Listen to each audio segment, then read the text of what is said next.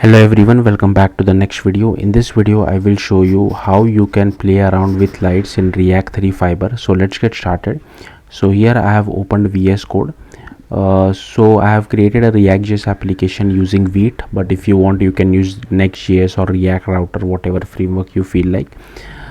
Next I have inside package.json. I have just added few dependency. First one is React 3 Dray, then React 3 Fiber, then ThreeJS dependency, and I have also added this types 3 for TypeScript support.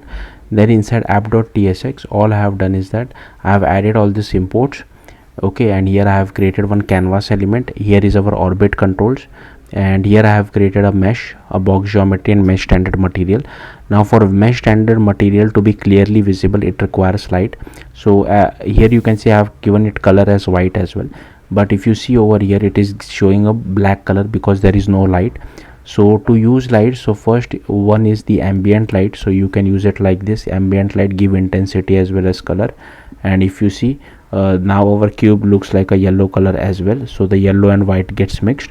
The next one is directional light. So what I have done is that I'm using 3 directional lights, and I'm pointing it from various different directions. So I have set the intensity, I have set the position, and I have set the color for each and every directional light as well over here. So yeah, here you can see this is how it looks like.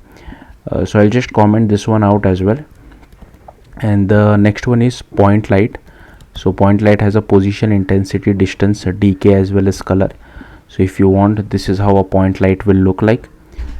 And next one is a hemisphere light. So I'll just uncomment this. I have provided a color as well as ground color, and this is how it looks like. So here is the color and this is the ground color for it. And the last one is spotlight. So again I'll just comment this one out. I've set the position, intensity, distance, decay and color for this, and this is how a spotlight looks like. Alright, so yeah, that's it. Thank you for watching. Bye.